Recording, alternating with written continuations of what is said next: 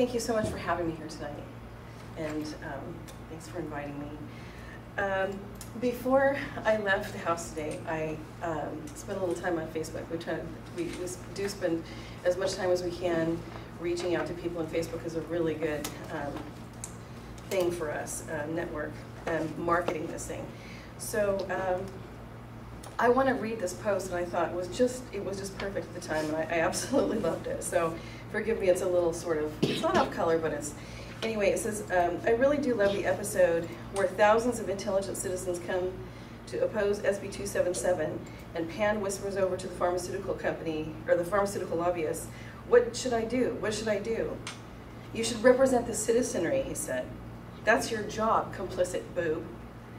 So I thought that was funny. I got a big kick out of that. And my response, I'm going to read you my response. So personally, I'm eliminating the word should from my vocabulary unless absolutely unavoidable. There is no more should with this guy, and with many others as well.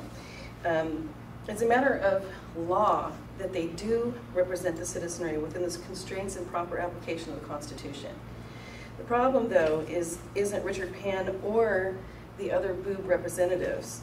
It's the people. Neither is to blame. One was expected, government overreach, if the other occurred, uninformed or apathetic people. But the problem must be fixed nonetheless. Our founders knew that this could happen. They expected it would, they planned on it, and that's why they designed our foundation and system of government the way that they did, with hundreds of years of history, a recent bloody battle, and the laws of nature and nature's God as their guiding influence. What it requires to maintain control over the nature of man is a moral and educated citizenry. What we have now is a citizenry so devoid of knowledge of our foundation, the supreme law of the land, and how to constrain and prevent tyrannical government, that we are telling the government how much we will actually tolerate. So much so that the folks will line their children up for government-mandated vaccines, never mind what's in them. And at the very least with an assumption, a mistaken assumption, that they are safe. And we are not anti-vaccine. We are pro-safe vaccine. So our message is to everyone is that when they can develop, when we can have an assured 100% safe vaccine, we're all for it. But that's not what we have. When an out-of-control government has the idea that the people that they represent do not have a clue how to protect their rights, or even what their rights actually are, and how to hold them accountable to their oath of office, then they have got it made. They have carte blanche to do as they please, pander to lobbyists and financial ties, and contort the Constitution to fit their agenda. And that's where we are. I'm not mad at Pan. I'm not mad at the people, unless the people want to stay ignorant of the problems we now face and forego the remedies the founders put into place to prevent or correct them. We have to remove tyrannical, unethical, criminal elected representatives, yes, criminal, but it must be for the right reasons and in the right way. We must take back our country, and I believe that we're doing that one loud and public effort, one legislator at a time. We really must return our system to the original intent of our founders and see how long we can make a real go of a wonderful experiment they created for us. It's there for us. All it takes is a moral and educated citizenry. I initiated this recall of Senator Pan for a number of reasons, not the least of which is the recent SB 277 that made its way through to the governor's desk in fast-track record time. This is an egregious assault to the U.S. Constitution and basic human rights, and a slippery slope toward government intervention into every minute personal detail of our lives. When they can take the right of a person to give or to not give informed consent, it's not a question any longer, what will they do next? It's what will they not do next.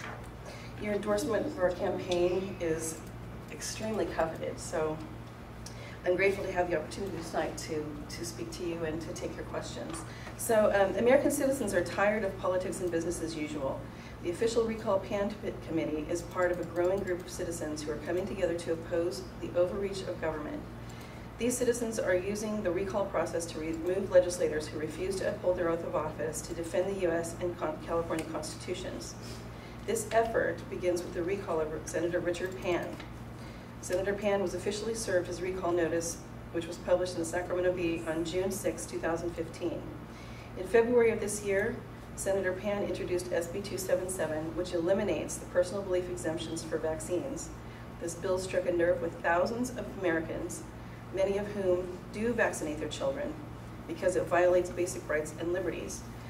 This bill terminates a parent's right to informed consent and to accept a medical procedure on their children if they want to have them attend public or private school. SB 277 violates the California Constitution, which guarantees the right to a free public education, and violates the U.S. Constitution, which guarantees the right of privacy and religious freedom. In addition to authoring SB 277, Dr. Pan has made other egregious decisions, including accepting per diem pay intended for legislators who need a second residence because the districts they represent is far from home, or far from Sacramento.